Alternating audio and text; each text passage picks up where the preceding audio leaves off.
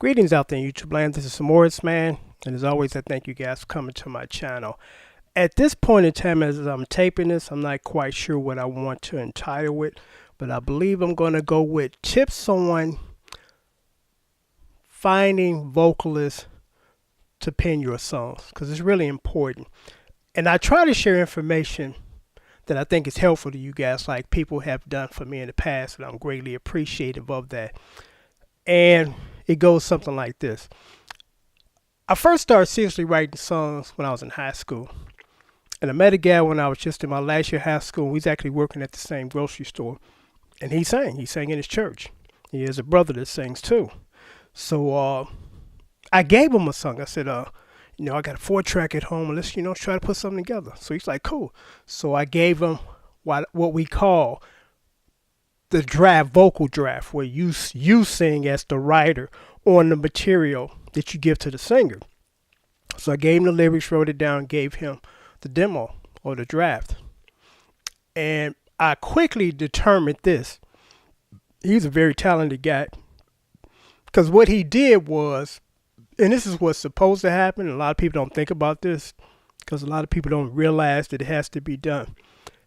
As the scratch vocalist, you're not a singer, because I'm by no means a singer. Now in my band, I do hold down harmonies, but I'm not the guy in the front with the mic in the face.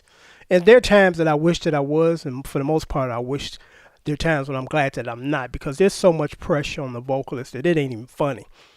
So I gave it to him, and when he gave it back to me, or when he came in later, I was amazed, because I'm listening to what's called phrasing. He took some stuff that was really raw and unpolished and phrased it up really well. And that's what's expected of a good vocalist. And, give credit where credit is due, because I was looking at an interview that Terry Lewis and Jimmy Jam gave. I think it might have been the BET channel. And they were talking about how their process of writing. So they said they were just working on a song recently, and Terry Lewis was singing the lyrics, and he made this statement, which was confirmation. He said, "I'm no singer, and this is what the singer does. They clean it up, and and a good singer will have that ability to create great phrasings for you, or he knows or she knows where you're trying to go with the tune, and you run across some people that can sing but don't have that ability, because what you want out of these two scenarios is this one. It's like, here's the two.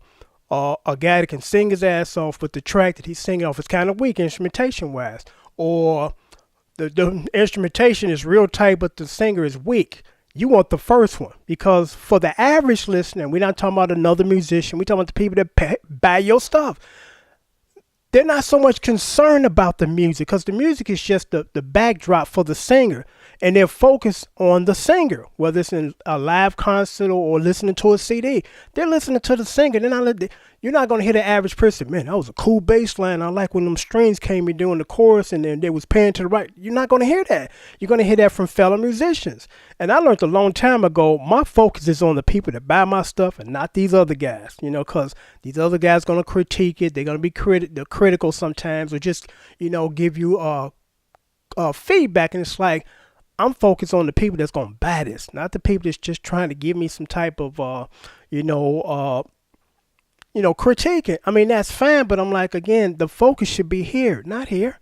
That same thing with that theory thing. The average person that goes to a concert is not going to sit there and say, man, that song was in the key of A flat, blah, blah. They don't care about that stuff. They just want you to entertain them. Just that simple. Ain't nothing complicated about that. So when you are a young and inspiring writer, try to find the best singer that has a good knowledge of phrasing, because I'm going to give you another story along the subject line. I met this guy. He plays and he writes, and he said he sings. And I heard some of his stuff. Wasn't bad. So I said, you know what? I got some tracks I want you to kind of, work with me on. And I give my singers freedom, as far as if you hear something that I haven't heard and it works, hey, you can do it. You're not stuck within what I want you to do. I give you enough room to kind of, get loose and kind of be yourself, providing that it sounds good, because that's all I'm concerned about. So I gave him something And again, with that in mind, I'm just like, you have freedom to kind of, work throughout it, or add some stuff if you hear it. The melody doesn't have to be changed. I don't want you to change the melody. I just want you to sing it and add some stuff. So he came and gave me a draft of it. Melody wise, it was a totally different song.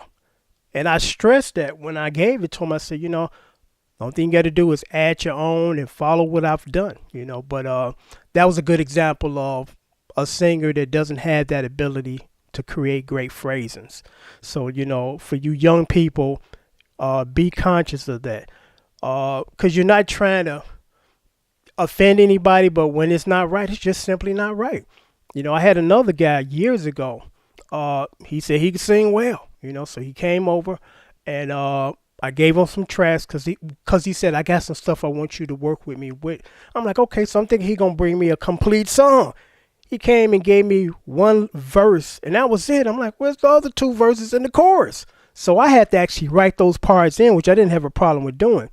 And the performance was really bad, and I was like, I didn't have the heart to tell him. I'm like, this ain't my project. So what I do for you is I produced this, but don't tell nobody that I did it, because I really don't want to have any connections or any ties with this because it's not that good to me, So again, and I wasn't trying to knock him down. I was like, if you feel in your heart that you can do this, you got my support, but I can't put my name on this, because it's I just can't do it, But when you run into people that sing, be sure that they can do some good phrasing. If they don't, they're going to do more damage to your project than good. Because again, you're better off with a good singer and some weak music than some tight music and a weak singer. Because again, the average person that buys your stuff are just people that love music. They're not musicians. Don't get those two confused or fuse them together because they're two different sets of classes. Because like I told you again, from time to time I get people that want to throw that theory thing at me, and I told them, I said over the 4,000 songs I've done on YouTube, I've never ever had to apply theory to none of them.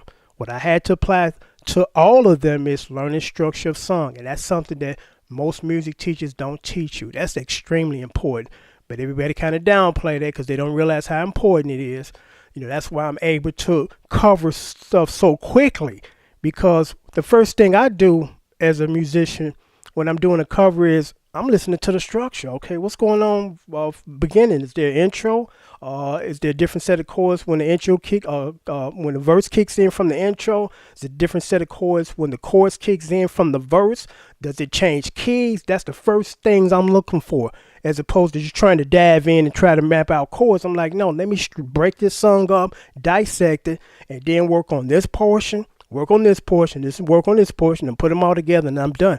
I can normally usually do that within 5 minutes of sitting down when I hear stuff. I can do that because my ear's that good, But you got some people, they have no clue on how to do that, and that's why they be lost when it's trying to figure out learn the song, because unfortunately, YouTube is helpful and it's also hindering.